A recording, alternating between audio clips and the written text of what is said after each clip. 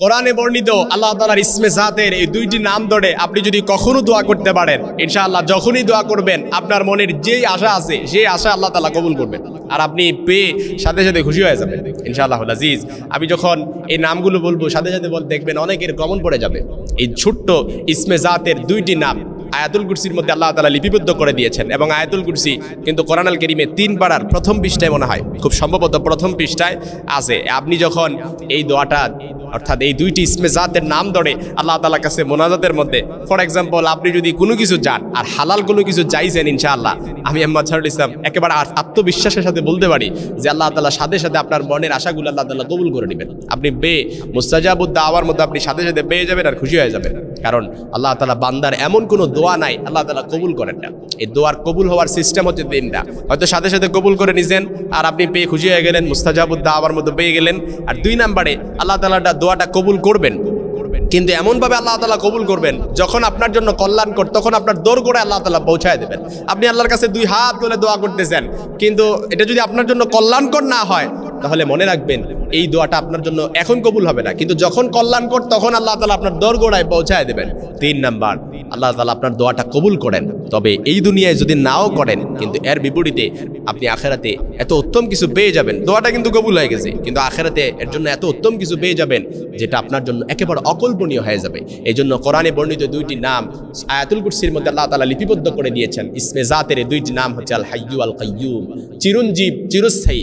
আল হাইয়্যু আল কাইয়্যুম বলে আপনি যখন মোনাজাত ধরলেন আল্লাহর কাছে বললেন, আয় আল্লাহ আপনার ইসমে জাতের নামের একেবারে ইসমে জাতের নামের ওসিলায় আপনার ইসমে জাতের নামের দোহাই দিয়ে আপনার কাছে দোয়া করতেছি, আল হাইয়্যু আল কাইয়্যুম। আয় আল্লাহ আপনি তো চিরঞ্জীব চিরস্থায়ী, আপনি বাড়েন না এমন কিছু নাই, আপনার দ্বারা অসাধ্য বলতে অসম্ভব বলতে কোনো কিছু নাই। আল্লাহ দুনিয়ার সবার দরজা থেকে ফিরে এসেছি, আল্লাহ দুনিয়ার কারো কাছে আপনার মুখাপেক্ষী হওয়া লাগে না, আপনি মুখাপেক্ষী। আয় আল্লাহ আমি আপনার বান্দা পাপিষ্ঠ গুনাহগার, আমার জীবনের গুনাহগুলো যদি লিস্ট করি আল্লাহ এগুলো তো যদি তাকায় তাহলে জাহান্নাম ছাড়া কোনো উপায় নেই। এভাবে যখন আপনি গুনাহের কথাগুলো অ্যাকনোলেজমেন্ট, রিপেন্টেন্স, অনুতপ্ত হয়ে এগুলোর যখন স্বীকৃতি দিলেন, স্বীকৃতি দিয়ে আপনি যখন আল্লাহর কাছে দোয়া করলেন, ইনশাআল্লাহুল আজিজ যত বিপদ থাকুক আল্লাহ দূরীভূত করে দিবেন, যত পেরেশানি থাকুক আল্লাহ তাআলা দূরীভূত করে দিবেন, দেয়ালে পিঠ থেকে গেছে আল্লাহ তাআলা আপনাকে উদ্ধার করবেন, এবং এটার মধ্যে আল্লাহ তাআলা এবং একটা স্বাচ্ছন্দ্যময় জীবন আপনাকে আল্লাহ তাআলা উপহার দিবেন যেটা আপনি কল্পনাও করতে পারবেন। আপনার মনের দুঃখ যন্ত্রণার কথা কয়টা আমি জানি, আমি তো বলতে পারবো না। এই যে আমিগুলো বলছি এগুলো কিন্তু একেবারে মুখস্থ, যে মানুষের দুঃখ কষ্ট এটা স্বাভাবিক, মানুষের পেরেশানি এটা স্বাভাবিক, মানুষের মধ্যে দুঃখ হতাশা যন্ত্রণা আপসেট এগুলো থাকে, ডিপ্রেশনে থাকে, এটা স্বাভাবিক। কিন্তু এগুলোর বাহিরেও যে মানুষের ভেতরে অনেক যন্ত্রণা আছে, মানসিক যন্ত্রণা আছে, মানসিক চাপ অনেক সময় সহ্য করতে পারে না। অনেক সময় দেখা যায় প্রতিবেশীরা এমনভাবে চাপ দেয়, প্রতিবেশীরা এমনভাবে মানসিকভাবে হেনস্থা করে যেটা কারো কাছে বলতে পারেন না।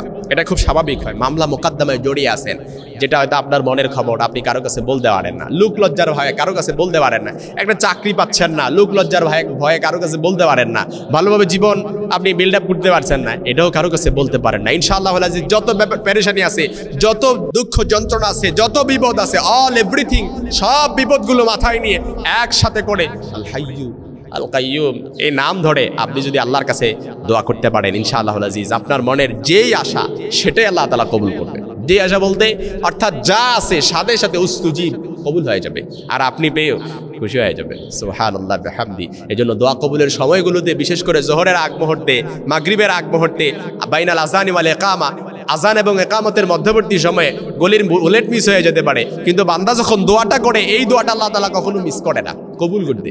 বিশেষ করে তাহাজ্জুদের সময় শেষ রাতে সাথে সাথে আল্লাহ বান্দাদেরকে বলতে থাকেন, আলা মিন মুস্তাগফিরিন ফাগফির আলা, আলা মিন মুস্তারজিকিন ফারজুক আলা, আলা কাদা হাত্তা ইয়াতলু আল ফাজর। কে আছে আমার কাছে চাওয়ার, চাও আমি দিয়ে দিব, রিজিক চাওয়ার রিজিক চাও, রিজিক দিব, ক্ষমা চাওয়ার ক্ষমা চাও, ক্ষমা দিব, আলা কাদা। এভাবে নাম ধরে ধরে আল্লাহ বলতে থাকে হাত্তা ইয়াতলু আল ফাজর, ফজর পর্যন্ত। এই জন্য দোয়া কবুলের সময় কখনো মিস করবেন না। আল্লাহর কাছে আল্লাহর ইসমে জাতের এই 2টি নাম আল হাইয়্যু আল কাইয়্যুম নাম ধরে বলবেন, ইনশাআল্লাহুল আজিজ আল্লাহ তাআলা আপনার দোয়াটা কবুল করে নেবেন, বিপদ পেরেশানি দূর করে দিবেন, সব কিছু দূরীভূত করে আল্লাহ তাআলা আপনাকে একটা স্বাচ্ছন্দ্যময় সুখময় জীবন উপহার দিবেন ইনশাআল্লাহ।